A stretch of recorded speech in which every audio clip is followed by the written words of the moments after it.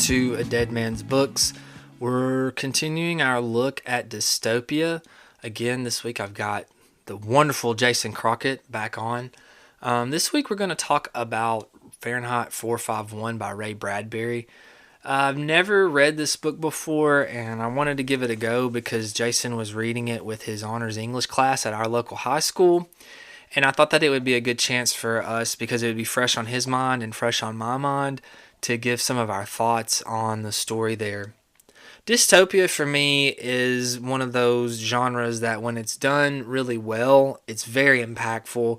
I think that there are times that dystopia can be done in a cheap way because I think it's an easy genre to do. It's very popular amongst, especially my generation. For some reason, millennials really dig a good dystopia, but I do feel like at times that there can be, I guess, a cheapness to it. I don't know if that's fair or not. That's just kind of how I perceive it, but I do feel like Fahrenheit 451 is one of those with merit. There are definitely some things that it pointed out about our culture that kind of shocked me, because Bradbury wrote this in 51 and it was published in 53. So there were definitely some things that were eerie about this book as I was reading it that we're going to talk about in our story. We're also going to talk about how this book kind of reflects on society and how it makes us feel politically. We're not going to get into politics, but we're just going to talk about how it just kind of aligns with some things. And I mean, that's what a good dystopia does, isn't it? That's also something we're going to talk about a lot, is good art should move us. We should not be afraid to be moved. We should not be afraid to be bothered. And that's something that we're going to talk about. So without further ado, myself, Jason Crockett, we're going to review Ray Bradbury's Fahrenheit 451.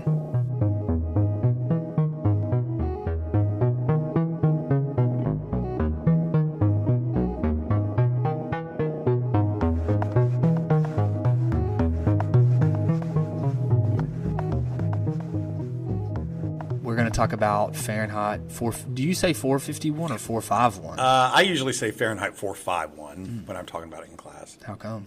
I don't know. I honestly don't know. I probably did 451 when I started, but I think it's because of that Ray Bradbury interview where I heard him say 451, and I just stick with it. Okay, so if the author calls it that, then you've got to go for that, right? I guess.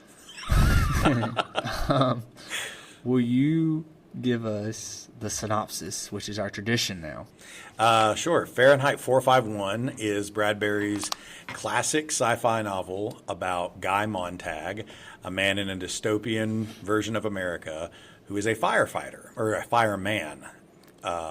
He is not fighting fires. He is actually creating fires. Their job is to seek out houses, places of business that are harboring books, and not only burn the books, but burn the houses and sometimes burn the people inside. And Guy has never questioned his reality before. He meets a new neighbor and circumstances at home with his wife and circumstances at work and a new man that he happens upon in the park, until ultimately Guy is questioning what he's even doing and commits the ultimate sin of starting to read a book. I know. Do you read this every year with your honors class? I do. Every January. I kind of inherited it from Amy Hawkins, who used it with her sophomore class, and it was a book that I really cherished, so I saw no reason in changing it up. I think it's perfect for the age group. It's perfect for the social commentary, so I've just kept it every year that I've had an honors class. Well, where would you like to start? I've got some stuff here, but I mean, where would you like to start? Anywhere. You want to talk about your first thought? Sure. When I was reading about Mildred, and Guy Montag's talking about how she puts her, what does he call it, seashells, into the ear, and she was going to sleep based off of that. And it made me think of a lot of people now. They use those things. And I don't know, it's just really eerie for this to be written in, well, I read that it was written in 51, but published in 53. Right. But there were so many things like that were just so strange to me, to be able to nail something like that. It's almost like he's prescient with figuring out that people are going to be using those seashells as AirPods at the TVs that surround them, more and more bigger TVs and faster, all of that. Which I'm guilty of that. I've been trying to get my wife to get like a 98-inch. Well, who among us is not guilty of it? Bradbury's guilty of it too. Yeah. The seashells in the ear, so I think I started using this in 2009 or something like that. And then it was a year or two before I had my next honors class. And by that point, definitely, you were seeing the AirPods everywhere. And back then, it was a big no-no to have them in our classrooms. Teachers were so adamant of, take those AirPods out, take them out. And now they're just so ubiquitous. You see them everywhere. Everybody's wearing them. Yeah. I mean, I'm even carrying around my shocks that I wear while, I'm in classroom with them. So I'm guilty of it too. I think now it's more common just to see the kid with one AirPod in, and they'll still listen to you while they have music playing in the background. And it doesn't feel like such an affront to me now. But back then, you'd have the kid with the AirPods in, and you'd say something to them, and they would stare vacantly at you and say, what? Well, I feel like that still happens. Oh, sure, yeah. Well, I know, because I'll try to talk to kids in the hall, like, hey, and they just keep going, or they do pull the earphone out. What did you say? Good talk. Yeah, thank you. Yeah. And I kind of felt like that Montag was like that a little bit. There were times where he was talking to his wife, and she was just not into the conversation. Oh, even that very first conversation that they have where it's the morning after he finds her, and he's trying to brook the concept of, we should talk about you almost committing suicide. Yeah. And she doesn't even want to wrap her head around the fact that, again, she made this attempt. Oh, I wouldn't have done that. I wouldn't. But you're not even listening to the words that he's saying right now. Well, okay, so when I started reading it, the dialogue between him and Mildred, to me, it felt so clunky. And I was thinking, because I've read A Sound of Thunder, that's the only other Bradbury I've read. And I know I told you, I feel like he's really good at figurative language with imagery and comparisons. But I was thinking his dialogue is just not the best in the world. But then I started thinking, is Mildred really involved in this conversation? Is she paying attention to what he's saying? Because sometimes her answers were not really connected to what he was talking about, you know? No, absolutely. I know I'm not the only English teacher that uses this, but the song lyrics by Simon and Garfunkel for Dangling Conversation, I've used it as lyric poetry to pair with Guy and Mildred's conversation. And when you look at some of the lyrics, it reminds me absolutely of how these two can't even remember when they fell in love. He's trying to remember, when did we ever get together? Yeah. Am I happy? And they can't even have a conversation about anything. Everything's so superfluous to Mildred, and she's just flippant about anything. Yeah. But she's far more connected to what she calls her family. And what kind of conversation is being had there? Nothing of substance. There's just the part where, she's part of the live virtual reality script where they will go on with something and then pause and say, how about you, Mildred? Yeah. And then look at her for her to say a line back. Well, then he had bought an adaptation, right? Or like an additional thing so that she could have her name fed to her. And I don't know, just those things felt like AI to me because we're heading towards that. I don't know, it was just really eerie, some of the stuff that he kind of hit on the head. Yeah. And I'm a kid who grew up in the 80s with the advent of Nintendo. And I admit in front of everybody, I was an addict for Nintendo. I would have fought siblings for anything. I would have killed to have Nintendo, all the time. And that's as a kid in the 80s that I just loved it and I wanted to play it all the time. How is that so different from my 7th grader now, who I happen to walk through the house? Where is he? He's in his room on his Oculus playing Gorilla Catch 'em or whatever, and he's just talking to other people that aren't even in the room in front of us. Yeah. And he's like, report that guy.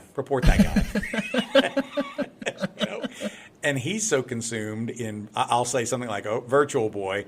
He's so consumed with that, which he's not a bad kid. He's not like incapable of having communication or good behavior or anything, but he's just as addicted to technology as any of the rest of us are. And I don't think I can teach a book like Fahrenheit 451 from such a preachy, moralistic, these kids and their AirPods, because I'm wearing my shocks too. Yeah.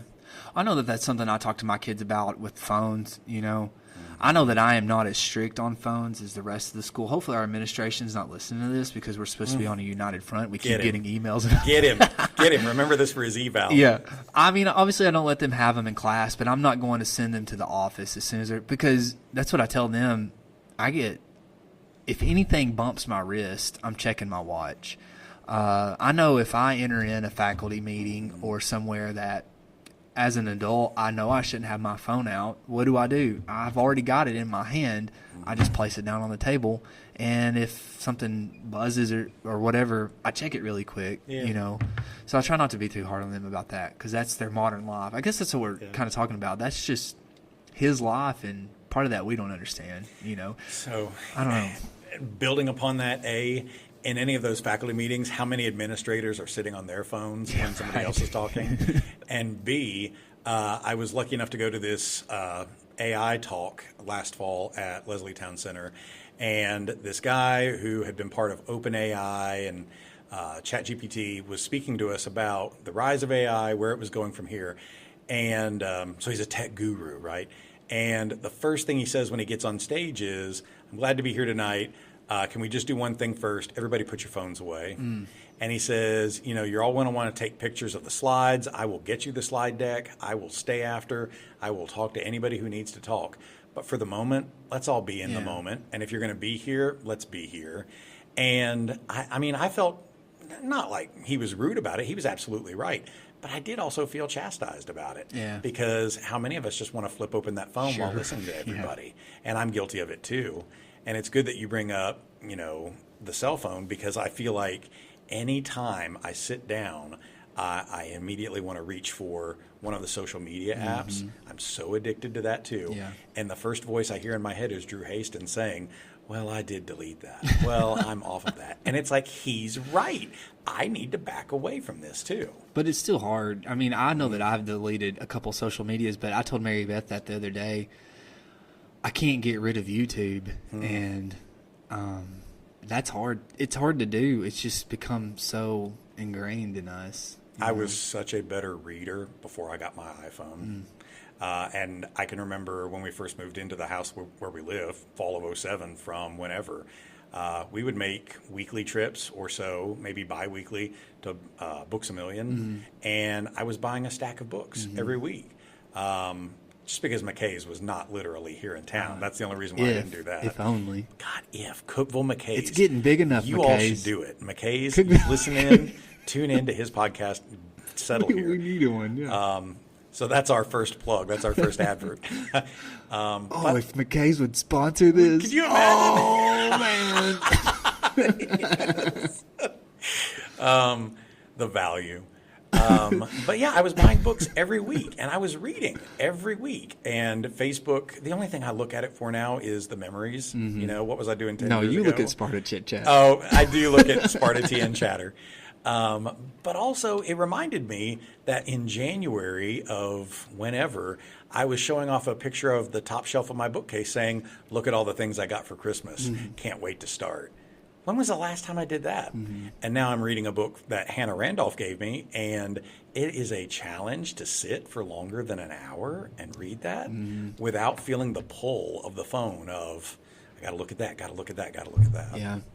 Well, I noticed this about myself the other day. I'll read a chapter and then grab my phone, watch some shorts, go back to reading a chapter. And I thought the other day, that's kind of sad. Like, I want to continue to read my book, but for some reason, this instinct in me has grown to where I feel I need to retreat to my phone for a second. And it's kind of pathetic talking about it. It makes me feel scummy, to be honest with you, but it just, I know that I don't know if it was when I first started really reading, if that was just something to help me work that stamina up, and I just have continued to do that. But because I was reading Time for Drums this weekend, and I noticed when I even got to like a little break, they'll put the breaks in the chapters. I was doing it for that too, and I kind of thought, what are you doing? Why are you? Well, I don't know. So, well, intellectually, I think it's much better being able to interact with you, Aaron Sullins last year, like all these other teachers. Because for years, we as a department just never talked about books. There were plenty of days that we just never talked about anything like that. And then I feel like we finally started to shift back with some new hires, and then in being, I hate to say the word intentional, but being intentional about that. And it is part of our culture, I think, between a lot of us now. And if it weren't for you and podcasts like this, I don't know that I would be reading again as much as I was. And that phone is such a constant addiction. Like, you just feel that scratch. I don't remember, like, I was a reader in middle school, read all the time. I don't remember feeling distracted by my Nintendo and by the TV like I do my phone. I can remember times where I would buy a new game and would be at school. That's all I thought about. But I would still get through my day. Yeah. But I can remember, though, coming home and going to my room in my basement and not emerging until dinner time. Sure. Yeah. Which I've got a quote here for us to talk about that in a second, but I do feel like, the conversations that generate from us reading together have been more worthwhile than look at this funny video. And we send each other videos specifically of Bobby Lee and Andrew Santino. But and they're funny and it's fun to laugh about, but I don't know, it just seems like there's more, because there's more depth to it, and you just experience more and can connect more. And the second thing you had on here was that the family was an odd concept to you, but I feel like that absolutely branches out from this, because Mildred is married to a man that she has no connection with. Can't even remember when they fell in love. But her family are not real characters on a TV screen. And so what's the concept of family? The people that you surround yourself with, that you want to be like, that you take care of. How horrible that she has transposed her husband for an artificial family, that technology is her family. Yeah. I thought that I had put this on here because I put my top 5 takeaways. That's something I've been doing lately too, but it wasn't on there. So I don't know where it came from. Is that it? I got them on the top of the bag. I thought that I'd put, though, because the family, like I said, that concept for me, I understood a side of it. That she was replacing the relationship with that, but everyone was calling these characters the family, and I didn't know if it was like a show or something. But today, when I was kind of typing this out and rethinking about what I'd read, it did kind of click with me that our phones are kind of like our family, because we keep it. Well, I guess could be a replacement for that, because we keep it on us so often. These students we have now, if we say, I need to take your phone, they have a complete meltdown over that. Yes. And it's not really, I think it used to, when we were in school and cell phones were really kind of becoming the issue, we were, for whatever reason, we thought our teachers were going to go through our phones, And I mean, I don't even know why we would think that, but that was the issue kids would get upset with. But now they get upset because they're separated from their phones, much like they'd be separated from their parents. It did remind me of this real cheesy thing that they used to say in church a lot. It's like a poem or something somebody written, but it was talking about how I've got this person in my house and I invite them in, and it shows they show my kids murder and they show my kids sex, and and it like goes on, and then it's like that person is my TV, and it kind of made me think about that just a little bit, but also though. The way that the family was interacting, it reminded me of reality TV, and it reminded me of really like Fox News or CNN, those people who are junkies on that. And I have a member of my family, I'm not going to say who, but that's all they do is watch Fox News, and they don't subscribe to this podcast? No, they probably don't know. Anyways, I cannot have a conversation with them without politics being brought up. And I don't think that is a product of me being so patriotic or me being so involved in my community and politically. It's because that's all that I am talked to. The TV talks to me, and I sit there and listen to that. And so that kind of reminded me of Mildred with that, because she just sits there and gets junk and she's okay with it. Right. But I don't think she realizes what that is done to her as a person. So, well, who among us does realize that? I feel like so often it creates those, what do they say? I'm clearly not an expert or a clinician, but they say that addictions will create these neural pathways that you need to keep seeking to be fed through. And the news media that we consume, some of us so obsessively, watching the TikToks or our YouTubes or whatever that we are so obsessed about constantly clicking and watching more of, do create those neural pathways that we feel that compulsion, I need to feed more, I need more, I need more, to keep getting that emotional endorphin high or whatever it is. But I have those family members too that are so obsessed with watching that news media, and that's all they can talk about anytime, no conversation. My kids would probably judge me the same way, that dad can't say anything without bringing it back to, well, this is Trump's America now, and blah, blah, blah. So we do easily obsess about these things. Okay, so I read this, and this reminded me conversations that I have had with my wife, and I hope if she's listening, she doesn't get mad, because I'm not calling her out. It's fine, because I brought this up to her the other night. Guy Montag says we need not to be left alone. We need to be really bothered once in a while. How long is it since you were really bothered? And that made me think of the conversation you and I had about 1984, and we were talking about the importance of art. And I know I've been trying to get my wife to watch Say Nothing. And my wife is a tender-hearted person, so I understand. I don't want her to think that I don't understand. I understand why she doesn't want to watch it, because a mom gets kidnapped, and it's not a pleasant thing, But how important is that for us to feel that emotion? Do you know what I'm saying? Like, how important is that for us to feel that? And when I read this, that conversation that we had about the importance of art, that really hit home with me, because I remember thinking, I can understand making an argument sometimes why you should read nonfiction because it's historical. We learn from our mistakes.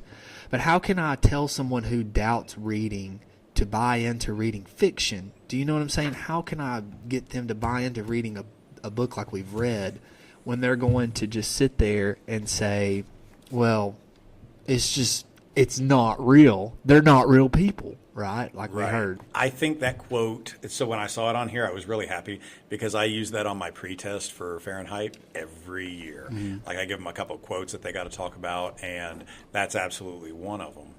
I think it's changed for me with a little bit of nuance in the last few years, because in Guy Montag's society, everyone is so anesthetized by their entertainment because they don't want to have difficult conversations about things that matter. And that's true. They do need to be agitated. We need to keep reading novels like 1984, Fahrenheit, any of them, The Handmaid's Tale. We need to read any of these because they do bring up difficult conversations about what I believe, what you believe, why we adhere to these beliefs, why we're okay with excusing this.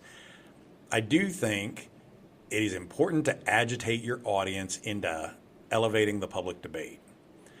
But something that I've been awakened to in the last, 4 years or so is that Americans have gotten more and more agitated. Mm-hmm. I feel like you bring up our news that we are so obsessed about, and we are constantly agitated, and certain politicians have found a way to weaponize that. Mm-hmm. In 1984, O'Brien says that that's one of the tools of power in their collectivist oligarchy is to weaponize that kind of anger and make that man so angry that all he wants to do is march and shout and say the slogans. He doesn't want to engage in other things. We as Americans have just gotten more and more and more agitated. Mm-hmm. We're offended by everything, which is, I think, also okay. But what do we do about it beyond that? If it's only going to be stirred up into a January 6th, and then there's no other consequence, there's no other outcome for that, then what's the point of all this agitation? Just to continue to manipulate me as an audience member, to continue to manipulate me as a consumer, a voter? We do need to be agitated. We do need to have an elevated public debate. It just can't resort in, okay, well, I'm angry all the time, perpetual anger, because where's that going to go? Right. But I think we can use these examples in art to show us.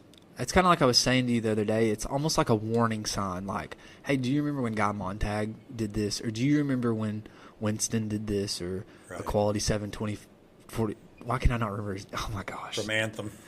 Yeah. The Chosen One or what. Anyways, wow.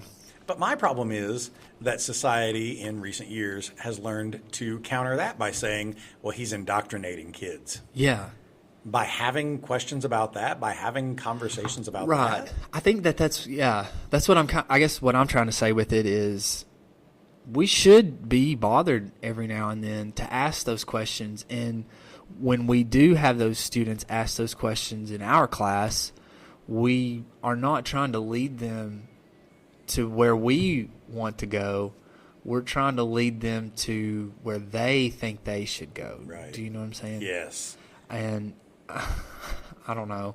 It's just funny to me. I was thinking just the other day, this podcast is going to be a real hit. I was thinking the other day about the homeschoolers and all the homeschool. Yeah, here we go. But I was thinking, though, what they think goes on in our classroom is not what goes on in our classroom. When I am asked who did I vote for, I tell my students, but I don't tell them that they should vote for them as well. They're free when they are able to vote. They're free to vote for whoever they want to. My job as an English teacher is to have them learn how to provide evidence to their thinking. Why did you vote? Because that's what obviously the person that I say I voted for raises eyebrows in our area, and I always get the why did you vote for that? And so I come with the, well, here are my reasons, and we always get the, well, I just don't like them. Yeah, right. So I'm not trying to manipulate my students at all. If they want to vote for Trump, or if they want to vote for Biden or Kamala or whoever, I want them to vote for them. I want them to be able to tell people why they did that.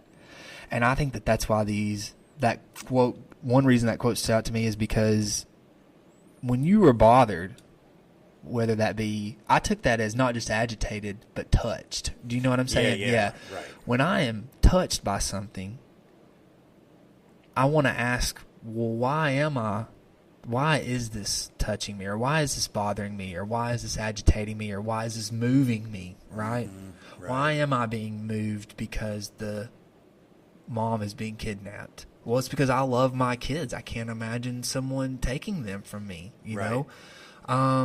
Why am I bothered when Montag's wife won't talk to him or whatever, Well, because I love my wife and I don't want her to ever do that with me. Do you know what I'm saying? Yeah. Right. So I think that's why that quote stood out to me, is because I do think that there's a lot of similarities with America's, maybe Western society of fun, feel good, feel good, Maybe it's not always good to feel good. Maybe it's okay to question things, I 1,000,000,000% agree with that. And I like having fun too. I think we should. But I think, and I don't mean to be the Gen Xer who's blaming kids these days, because my generation created this too. The rise of the internet is a wonderful thing in many ways, but it's also gradually inculcated this attitude of you can't take anything seriously. Mm-hmm. And there's so many funny YouTube videos. There's so many funny TikToks about this and that. And we have become so irreverent about many things. I know we've talked about it in our department lunches and stuff before, that so many kids will laugh about 9/11, and you get jokes about the Kennedy assassination. And it's like things like that really shouldn't be joked about. And maybe the kids are so removed from it in their heads that it's just textbook to them, but we lived through it. I know that the day Queen Elizabeth II passed away, I was feeling really sad about that, because here's this woman who had ruled for 70 years, And I'm not English. I don't owe any patronage or loyalty to her, but I felt like, man, there goes an era. Mm-hmm. And my friend group was chiming in about it with just a lot of inappropriate, I thought, jokes about, well, I can't even remember what they said, but it was just really rude, the things that they were saying. And I remember asking my guy group chat, can we not just be human beings about this? I mean, whether we're American or not, a human being died. Yeah. And I just feel like the internet has encouraged that irreverence. We can't take anything seriously. And now I'm supposed to go have a conversation about Fahrenheit 451. Mm-hmm. Or I don't want to have a conversation about January 6th in a classroom, but you bring it up, let's talk about things. But we can't take it seriously. I even asked a question today. We take it too serious. Or we take it too seriously. The question I asked today with Beowulf was, like, what's a really sacred place for Americans that if it was ever attacked or threatened, we would feel really fired up about it? And one kid said Washington, D.C., and another said this and that, Mount Rushmore. And there was this group of boys that were, and I said, yeah, what's your answer? And they said, Hiroshima. Hmm. And I'm like, how is that at all sacred? How is that at all, like, in this? You're just wanting to be funny about something that's not funny. Mm. And it's the same kind of thing with, we need to be bothered by things. We need to be able to have these hard conversations about The Handmaid's Tale and what our mistreatment of women and men and everything are. But we got to be respectful and candid about it. It kind of reminds me of a quote from Viktor Frankl. I feel like I've almost brought this up before, but he talks about this in Man's Search for Meaning, and he's talking about how he can't figure out if his wife's alive or not, and he was just imagining that she was, and that was continuing to give him hope. And Frankl was staunchly against suicide. Yes to Life in Spite of Everything is a book that he wrote, basically anti-suicide, like here are the reasons that you should commit suicide. And he mentions this in that book as well, but he talks about if you find beauty in the orchestra, then you have a meaning to live. If you find beauty in taking a walk in the woods and nature, then you have meaning to live. If you find beauty in your children, you have meaning to live. If there's one thing that you find value in, then you find meaning to live. And I think that when we are bothered by something, we are probably finding that beauty or that meaning in that. Do you know what I'm saying? I do. And when we do I watch and read junk just as much as the next person. I may go home and play college football when I get home on my PlayStation. That's not so intellectual. I know. I like this. But when we do just consume nothing but junk and we are afraid to be bothered, I feel like maybe you are losing a bit of that meaning in life, Yeah. Well, I unfortunately don't know what that's like. I was going to go home and reflect upon the essays of Henry David Thoreau, so I don't know. No, 1,000,000,000% I agree with that.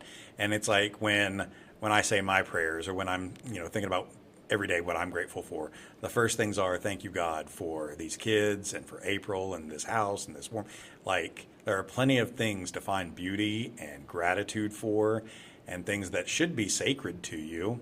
And if those things are jeopardized, I think the older you get and the more you care about them, you do see, you worry about the preservation of those things. I, as a kid, don't think I was ever like some eco whatever.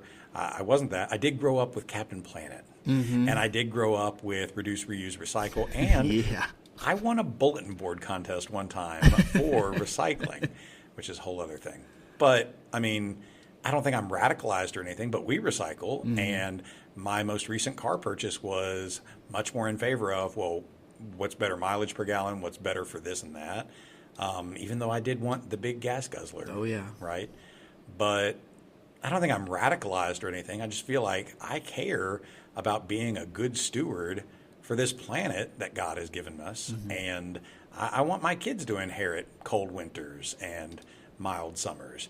And I don't see why that's such a politically charged thing to talk about. Mm-hmm. But we need, we need to have those conversations if we need to. But we need to be elevating our public debate and not just shouting. Yeah, that's exactly the word I was thinking. Just shouting at each other.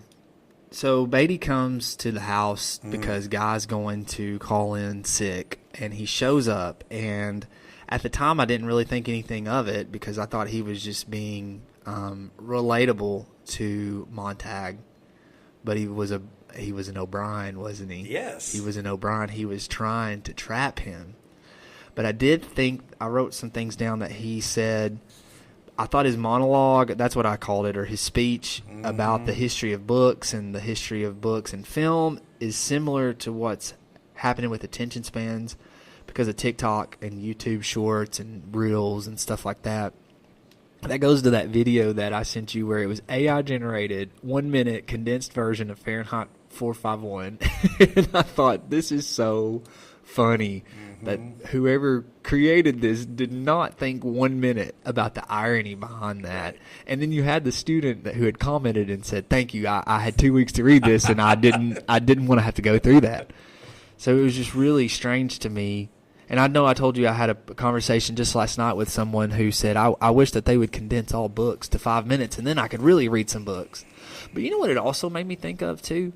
Is, have you seen on, like, I know on my YouTube sometimes I get these ads for these like decks that these guys have created, and they say that they've read all these books and they've taken the important information from these books and they've condensed them down to these decks. And so if you read these decks, you get the main points of these books, and so therefore you get the knowledge from those books. What the crap? That's literally right out of Fahrenheit I know, 451 I when know. he says they came up with the digest version of, you know? Yeah. I got this quote, though, from Beatty. He says, school is shortened, discipline relaxed, philosophies, histories, language dropped, English and spelling gradually neglected, finally almost completely ignored. Life is immediate. The job counts. Pleasure lies all about after work. Why learn anything save pressing buttons, pulling switches, fitting nuts and bolts?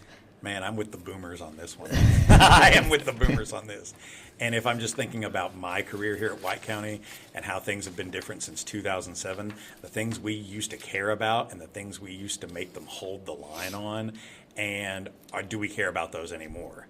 Or is it just gradually becoming one of those things where I can't fight all the fires and there are more and more fires to have to put out, so I only have so much energy, I can't care about that. Whether it's dress code, whether it's manuscript writing form, which I still, you know, I put it in my syllabus that you need to write your essays by hand this way. But how often do we come up to that? Because everything's typed. Yeah. Well, I think when I saw the discipline relaxed, it made me think a lot of how people just dress now. You know?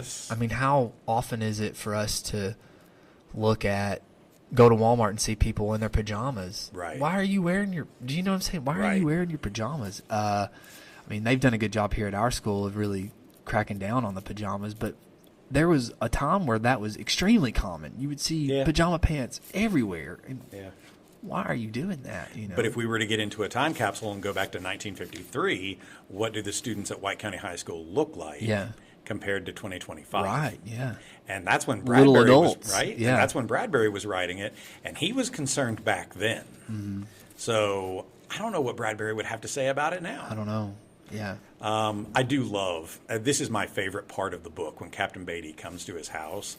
Because Guy's already, you know, feeling anxiety. He's so stirred up about the book, and Mildred's cleaning around him and nagging him, you got to go to work. But that's when his boss shows up in that car. And he comes in wearing that black suit, and he's got that red dragon down the sleeve. And he sits in front of him, and he's wreathed in smoke and fire, and it's the devil that's sitting there talking to you. And our devil archetype is always, it should never show up as a monster. Hamlet says that the devil hath power to assume a pleasing shape. And he's supposed to be your guy. I'm your friend, Guy. Let me tell you how it is. But the devil always offers you a deal. And if you take that deal, it could cost you your soul. He absolutely knows Guy has the book. Mildred feels it behind the pillow and is like threatening to I'm gonna say something. What is this? Captain Beatty is known. I think Captain Beatty has known since the start of the book, because when Guy shows up for work and the hound rattles in its cradle, Captain Beatty says, what are you afraid of, Montag? Did you do anything wrong? It only ever hunts after people that have done something wrong. Like, he's known since the beginning.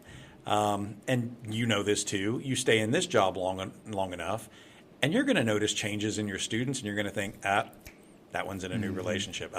Something's going wrong at home. That one has started vaping or something like that. You'll know when you see the signs in their behavior. Yeah.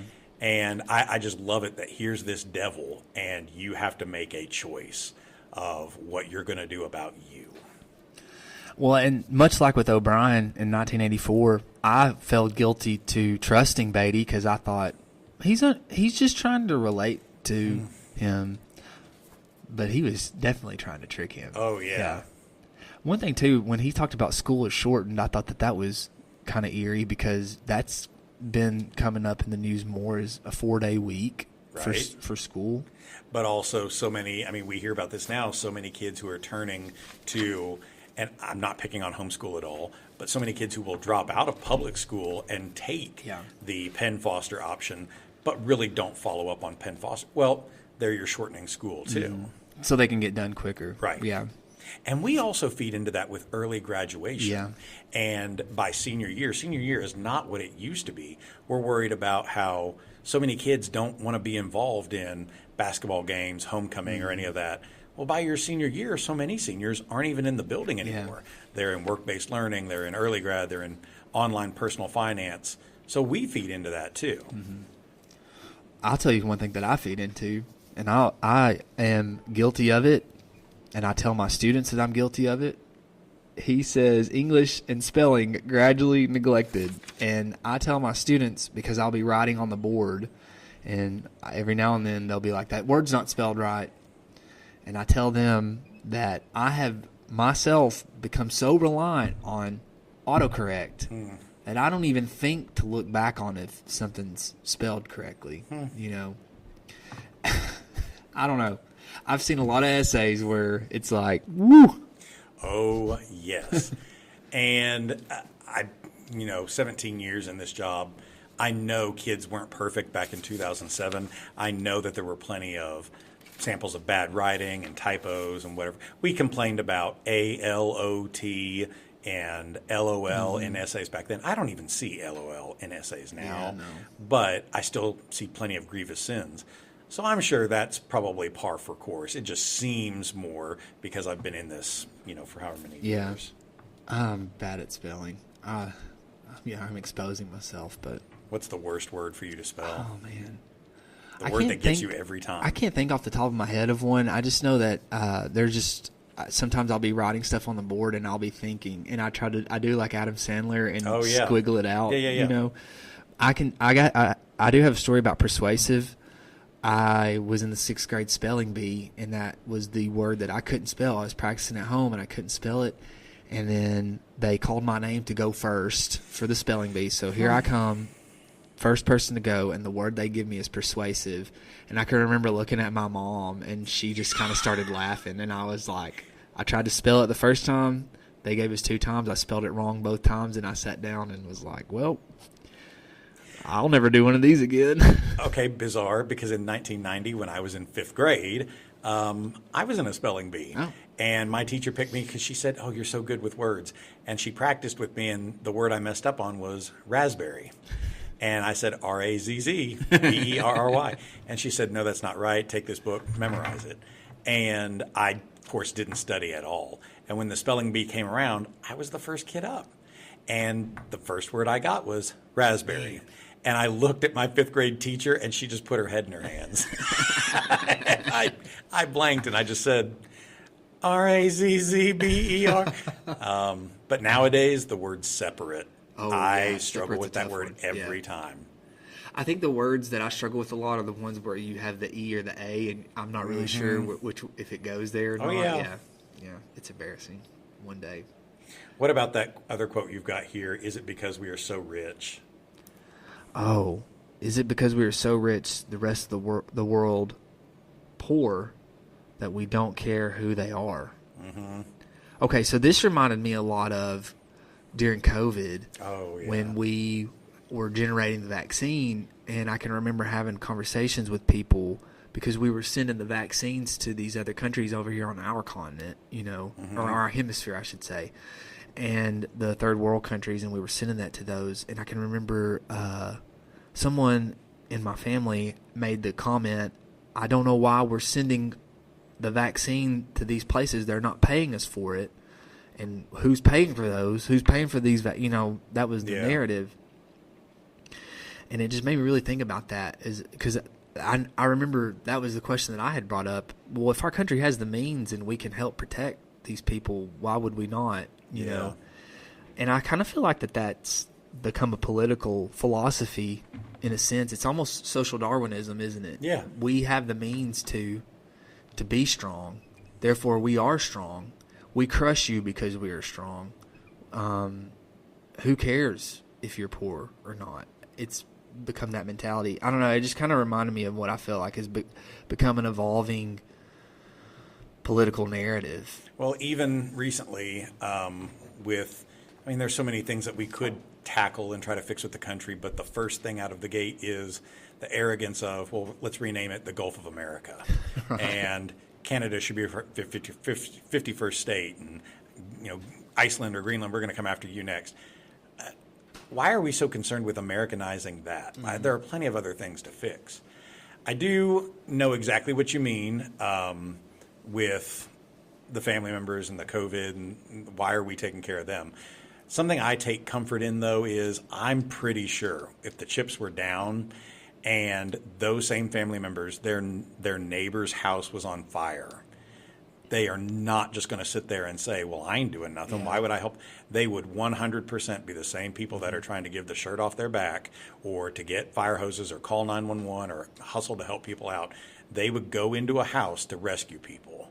They just don't see it from that other perspective. That 30,000-foot view. Right. Yeah. I don't know. I know that I put that, but it is. It's absolutely relevant.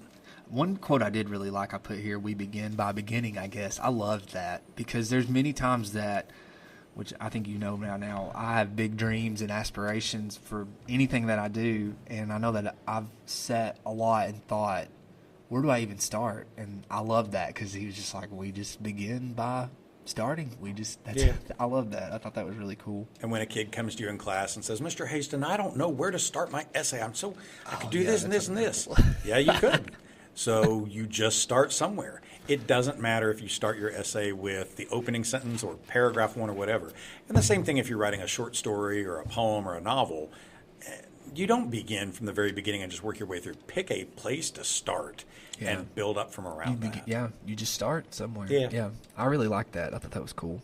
You have Faber on here. Mm-hmm. Do you like Faber as a character? I think that I do.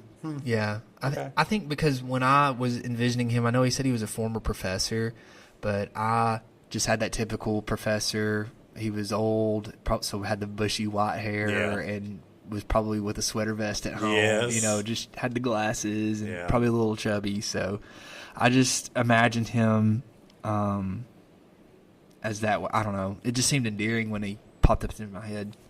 I don't know. I liked him. Yeah, I thought that he was trying to make up for past mistakes. He talked about how he was silent and then he didn't want to make that mistake again. Right. So I like that because, how many mistakes have we made that we wish we could have another go around? And honestly, how many mistakes have we made and we've had another chance to fix that mistake and we've just chosen not to because that might have been the easier path again, Oof. So I appreciate for that fact that he was still willing to risk it. And honestly, I was expecting when Montag was on the run, I was expecting for Faber to turn him away because I knew when he started running, that was the first thing that I thought was he's going to go to Faber's. And then he was kind of wandering aimlessly, and he was, I think the story says that he was not sure where he was going, and then he figured out, I'm headed to Faber's house. Right. And I thought, you're not going to get accepted there. He's going to tell you. I thought he would show coward and say, I'm not going to accept you. I don't want to die. You're too dangerous. But he took him in, and he was not very concerned about if – he even said, I'll try to buy you some time if they show up here. So, yeah, I thought he was I liked him. He reminds me of a Burgess Meredith character from the Twilight Zone, because Meredith was in so many episodes of Twilight Zone, and he often played that kind of weak, kind of cowardly, academic, nerdy sometimes character, but he's also an older Burgess Meredith. You think of him from Rocky or whatever, where he's that older, kind of grandfatherly person. Yeah, I think I know. Who you're talking about, I think of him in like an episode of The Obsolete Man, and I think that's Faber right there, the last reader of this world. I think he's a good character foil for Beatty, who I do like Beatty's character better because I like me a good villain.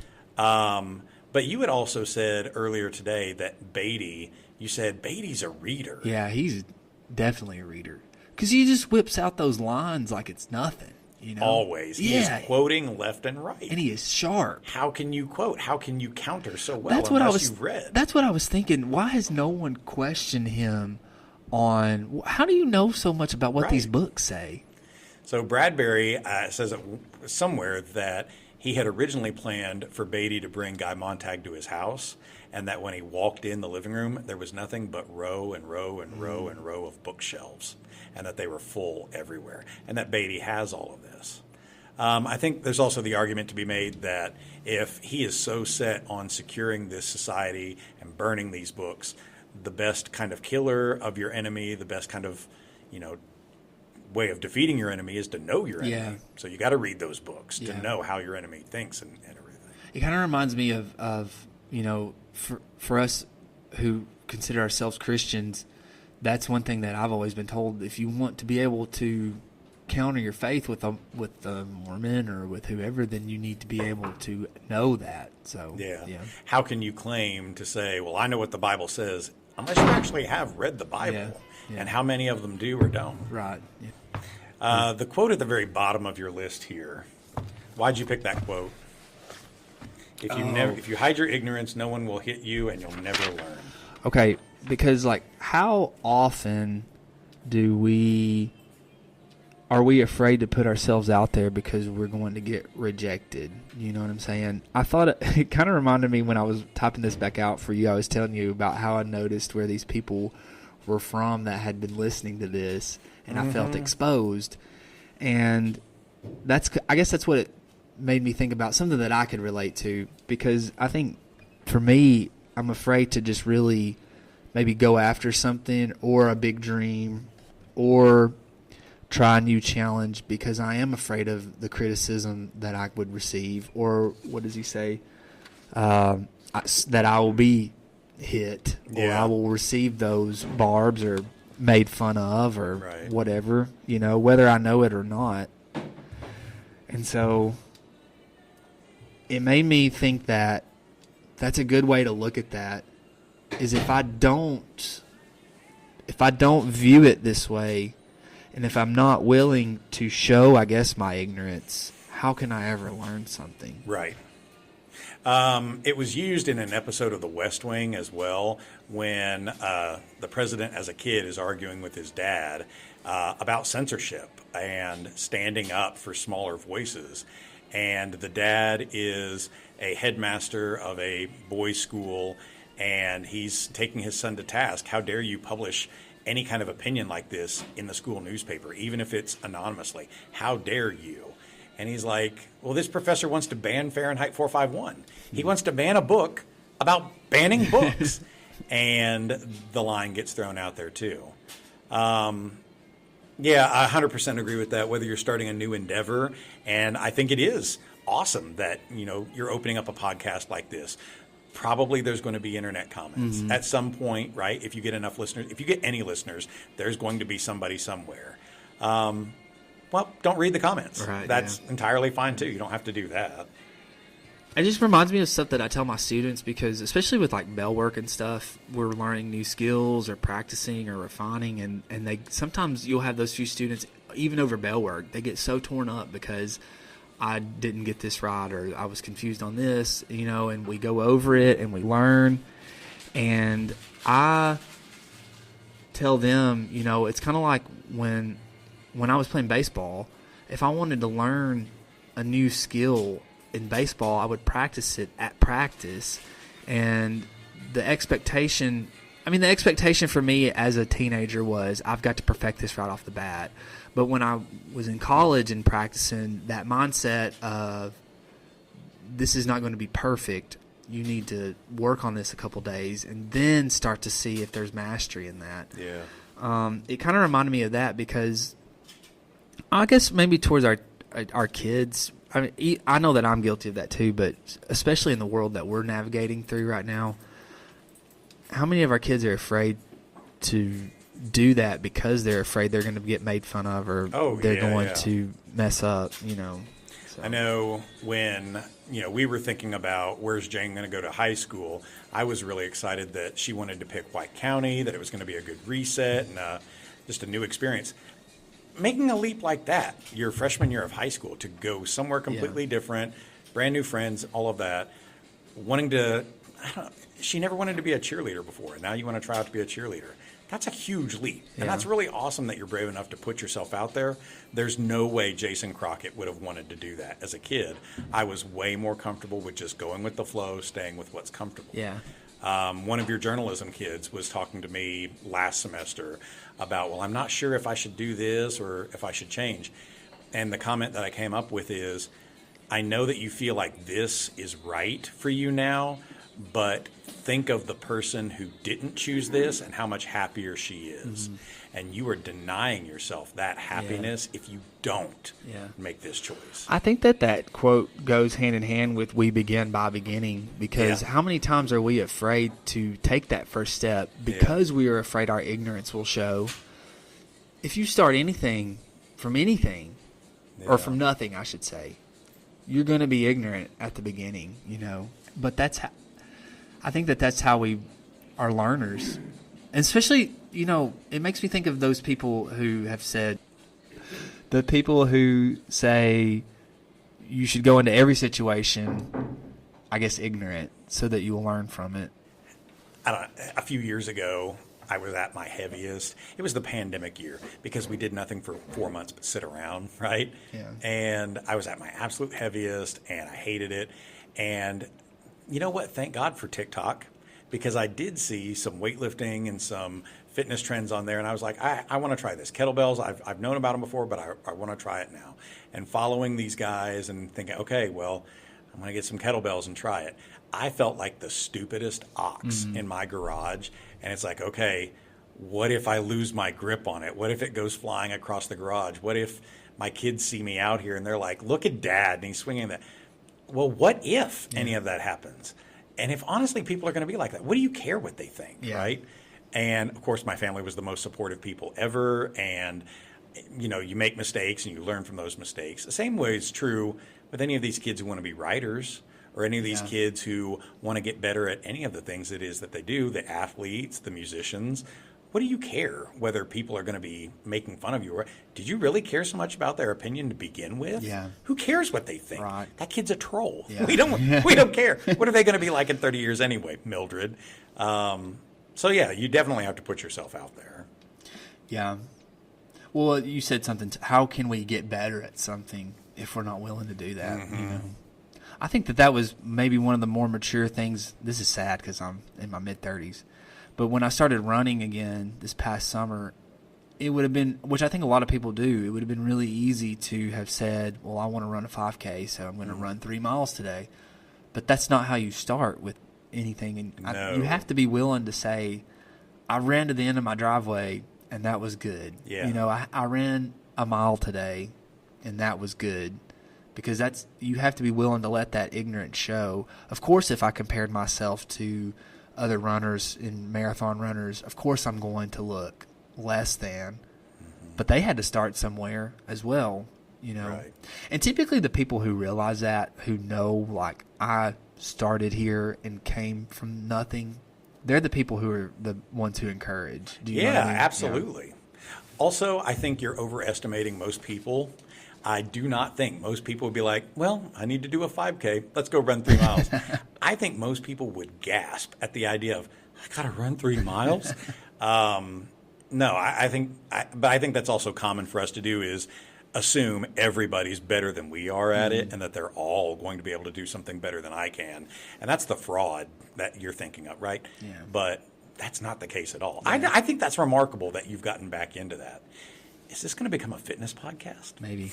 Lifestyle. Better help. I'm going to be like that British guy who just says random motivational quotes. Yeah. And then him and his buddy look at each other and just shake their heads like, man, that was heavy. Yeah. In their garage. Okay. I don't really have much afterwards for the end of the book because, I don't know,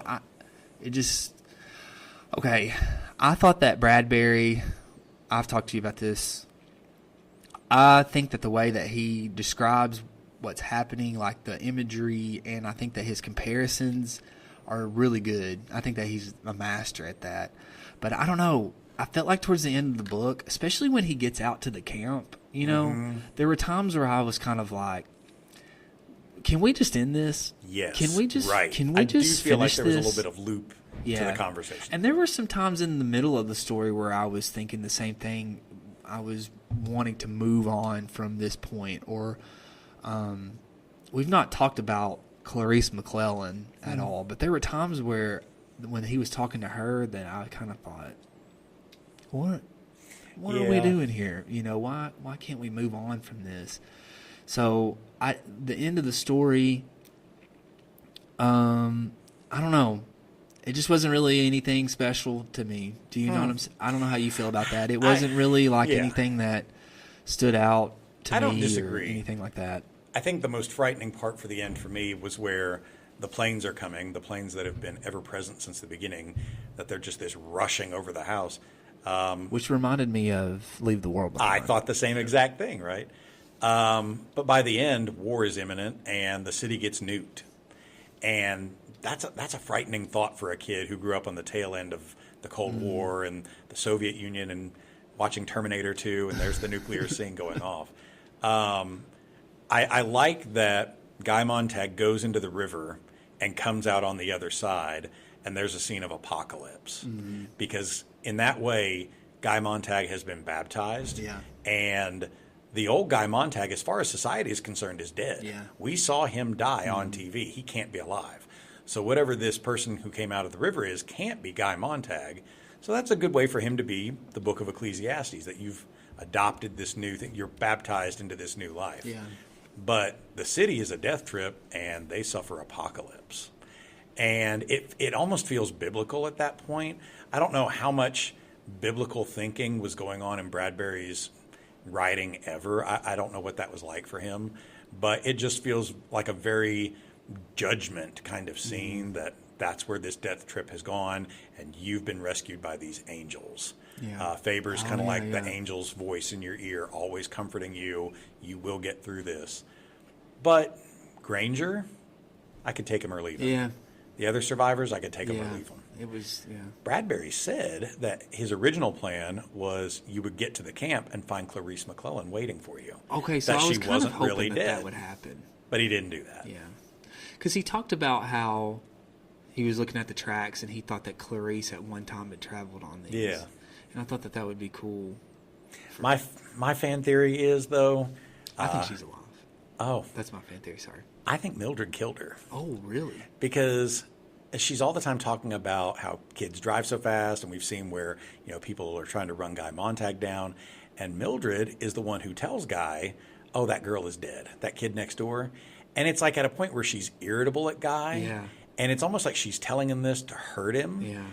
And my fan theory in my head is she's seen him interacting with this person, and she's already irritated by whatever this change in her husband is and whatever it suggests about her. And Mildred loves to drive fast. And she said something about, I'd have to go back through the book, but she said something about running over something at one point. Dogs. And rabbits. And because she said, why don't you just not worry about this and go for a ride and drive fast and kill things? That's what she said. What if she ran over the girl? Maybe.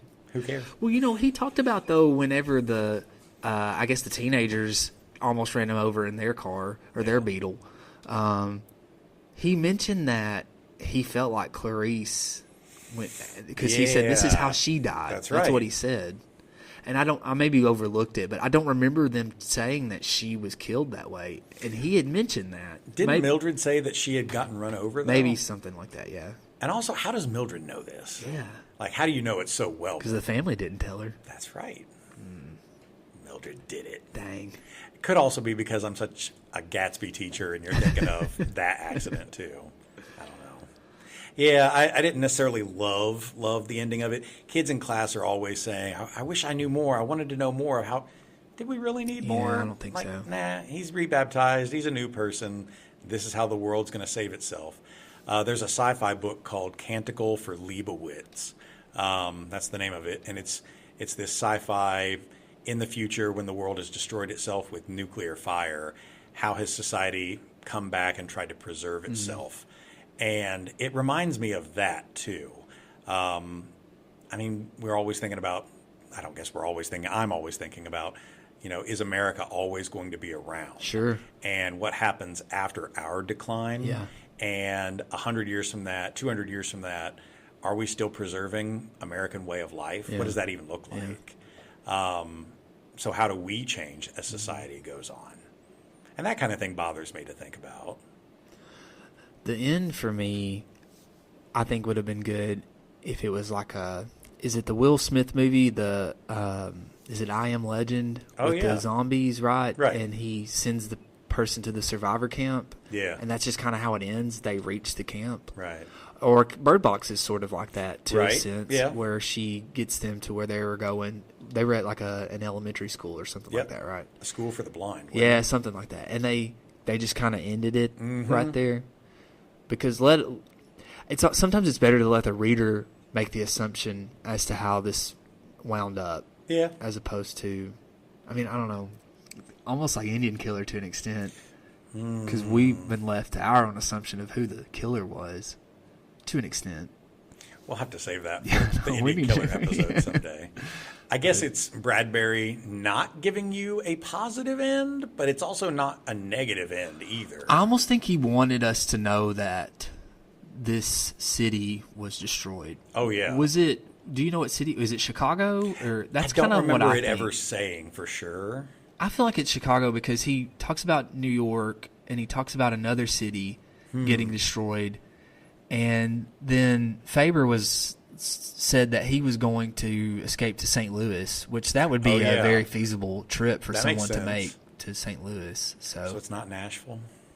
I don't know. I don't think so. No. I don't think so. I didn't see any honky tonks or anything. Because, man, Nashville would be a city born for this place. Yes. You talk about fun, fun, fun. Yeah. Yeah. And Mildred and Ms. Bowles and Ms. Phelps would all be like down on 2nd Avenue. Tootsies. God, No, they'd be over at Kid Rock's place. on one of those bride buses going around. The pedal wheeling around- bars. The pedal bars. Man. Dang. But yeah, I agree. Like I wasn't sure exactly which city it is. I think it's great if it's Chicago though, because that's also Devil in the White City. That pairs up with that. Yeah. But does Faber actually make it out alive? I don't know. Because that's left ambiguous too. Yeah. That he was going to, but I don't know that he had time to get. I don't know. I know Montag says that. I know that Faber escaped, but I do like. This is awful of me to say this, but I do like that. We expect Mildred's last instance was being eyeball to screen with her TV, and that in that moment before the blast, the power was cut. Oh, and I know. She just screamed and screamed and screamed, and then annihilation. But she screamed because her TV had been cut TV's off. gone, not because there's fire coming, but because my family, my TV, My phone.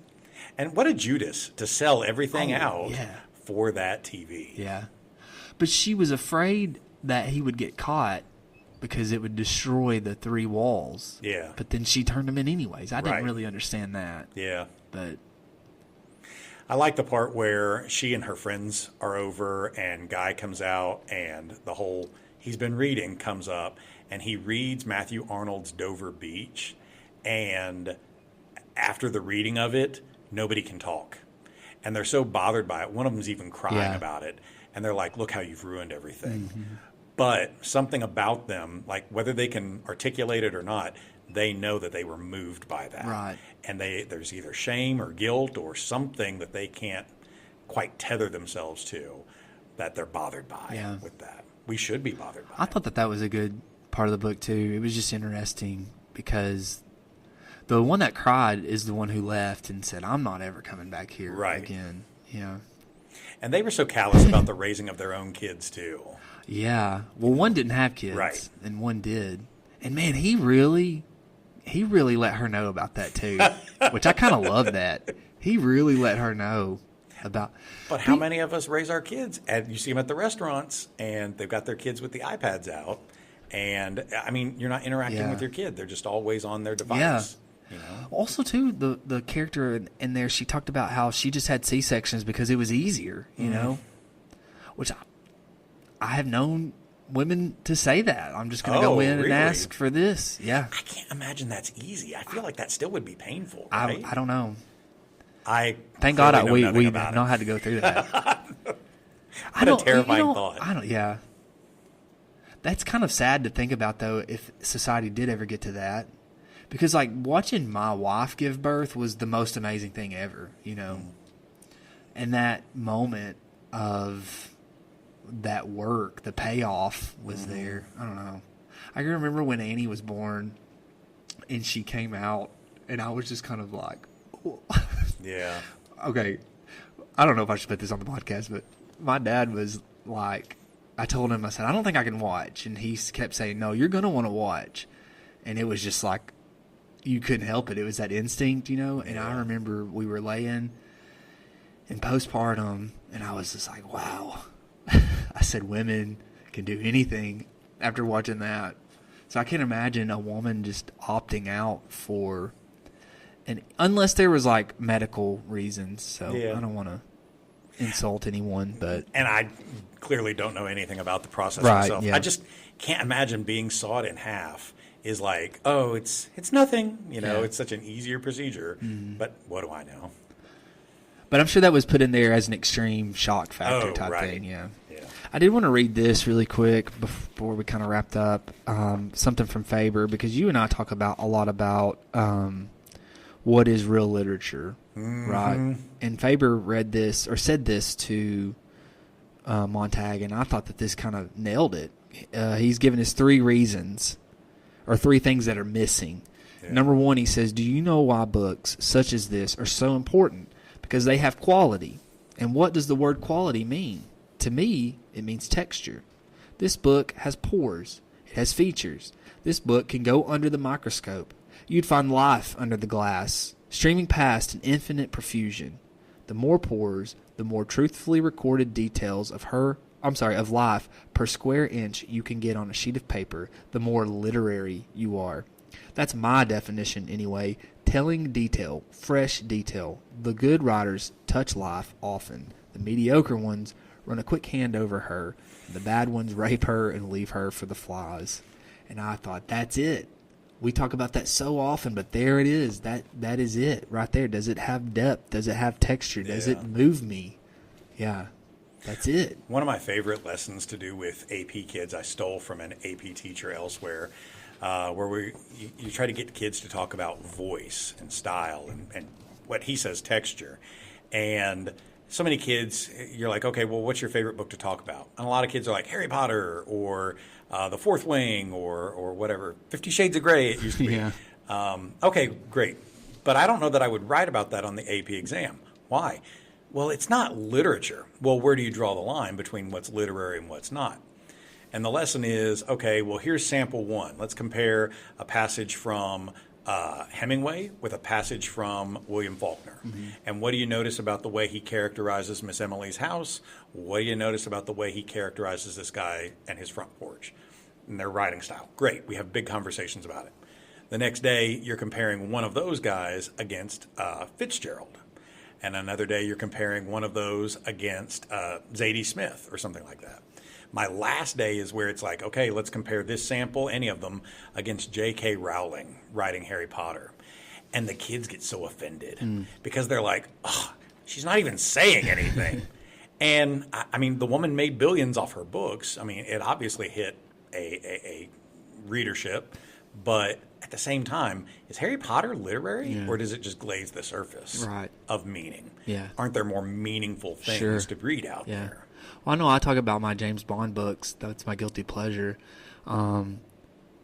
I I think that would fall in that mediocre category he's talking about, because Fleming kind of shows us, here's life and here's this, but he doesn't give that texture to it. I mean, on the whole, I think I've talked to you about that. I think on the literary whole, if you take James Bond throughout the books, you can see some character changes in him, and you can see some deeper thinking that he goes back to. But if I took one book from that, it would just be a fun read, something for fun. Like Harry Potter. I enjoy the story and the good characters and the world. I enjoy the setting and things like that. So. But we have that inner barometer of what is and is not. Yeah. And I like reading, my my aunt calls it, books about gods and monsters. I like reading that, but at the same time, is it literary? Nah, but I enjoy it. Yeah.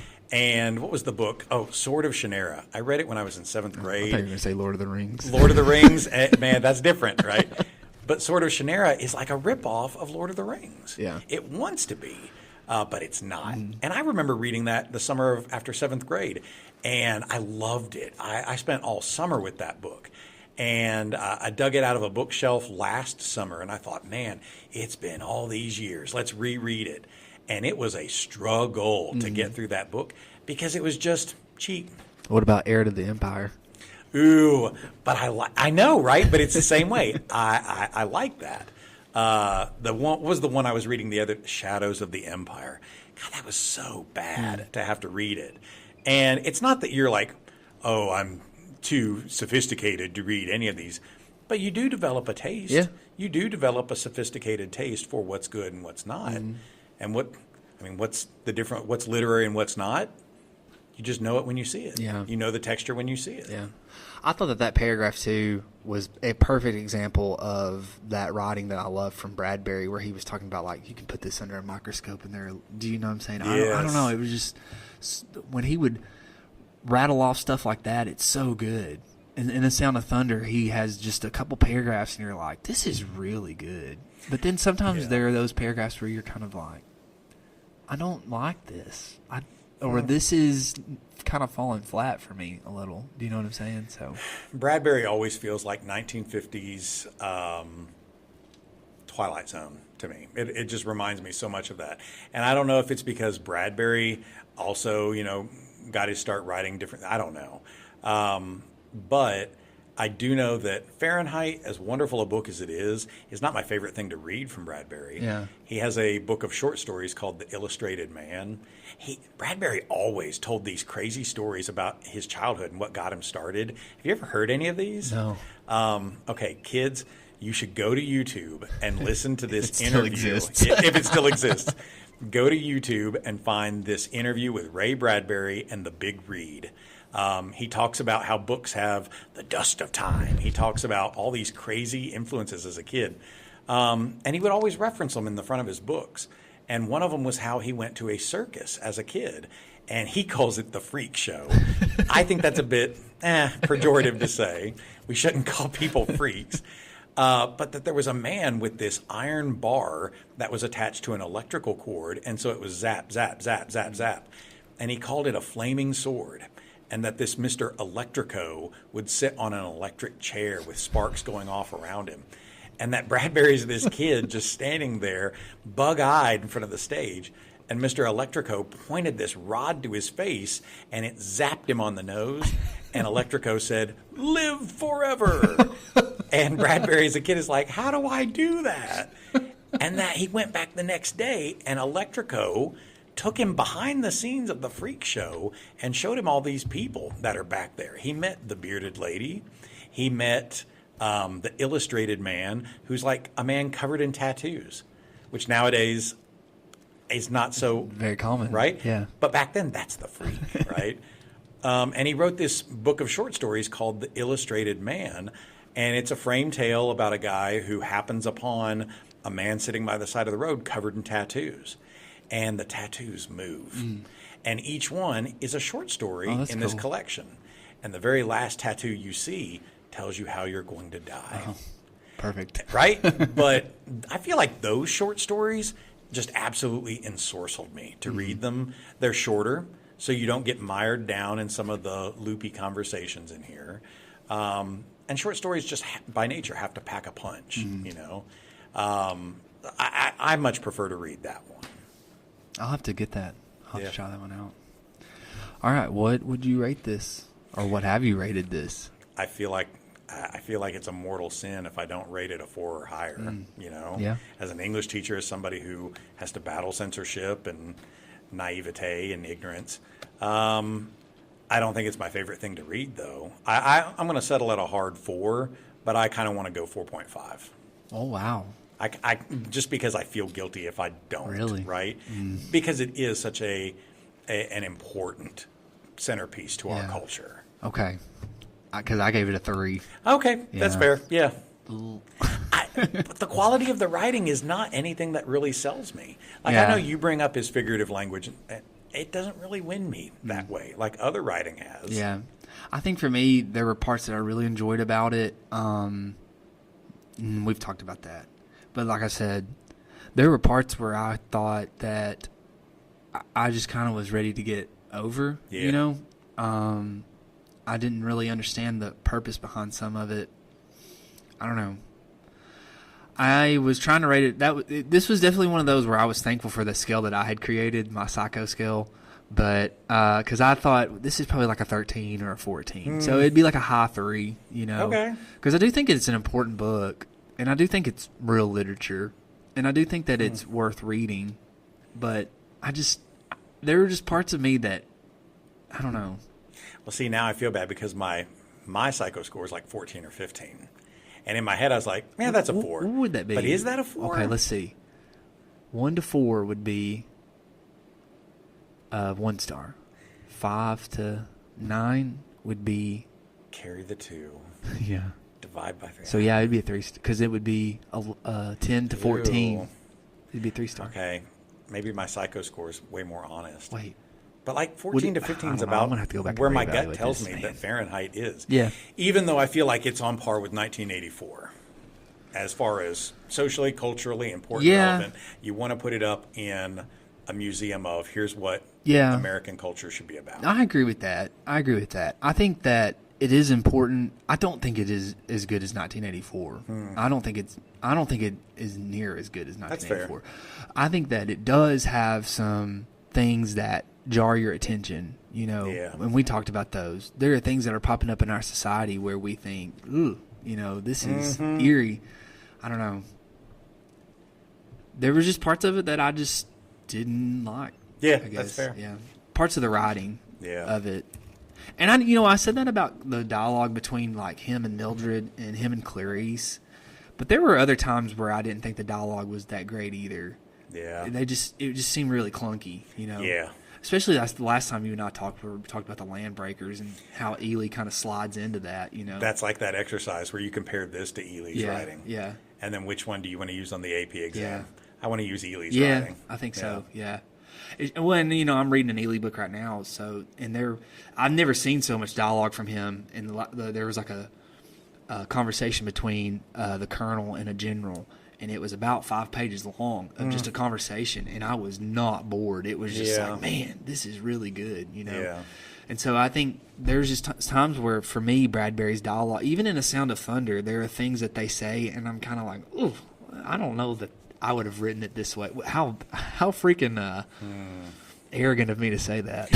And Eerily wrote his stuff in the 60s. Yeah. So not far off from this. But it's I just think, caliber okay, of writing. You were talking about the Twilight Zone. It kind of sometimes his dialogue. Because I've thought about this a lot, and there was an example. What movie was it? Oh man, there was a movie that they had made in the 50s, and then there was the YouTube clip that I had seen. I'm sorry, the YouTube clip that I had seen was they had the 60s version and they had the modern version. It's 300. It was the movie 300 where he's like, our arrows will rain down and blot the sun, and the other guy says, well, then we'll fight in the darkness, you know. And it had the two comparisons of that line being said, and I mean, the delivery was so much better, you know. And so it does, sometimes when I read his stuff, it does feel like I'm reading a 1950s TV show. Yeah. The dialogue from that, it's like Perry Mason. I love Perry Mason, but there are some times where they say stuff or do stuff, and I'm thinking, ooh, yes, why am I watching this right now? Overall, I like Perry Mason. I would go home and watch it right now. But there are times where I don't enjoy. I'm not going to cite it on the AP exam. No. They did recreate this with a Michael B. Jordan movie. Yeah, I saw that, yeah. I don't know that I'm a fan of that movie either. I feel like that movie misses the mark on some of its characterization. It tries to be more sensational in ways. So I feel like that production of it, I don't know. And there was also the Truffaut version of it from back in the 60s that was like, eh. Yeah. But I think Bradbury even had some input on that too. I've not watched either one of them. The movie clips, the only one that I could find was it looked like it was 60s-ish. Yeah. I think it was British. Yeah, that's right. And it kind of was, I didn't think that I would enjoy watching Right. it. Yeah. So, Yeah. cool. Well, thanks for hanging in there. Thank you. On this. It was good. I enjoyed reading it. I'm glad that I read it. Absolutely. Hopefully those out there will as well. Kids, I hope you will And do be too. ready to have the hard conversations. Have the hard conversations and ask the tough questions. Right? Was that Bradbury? That's going to be my next tattoo. It was another B. Ask them the hard questions.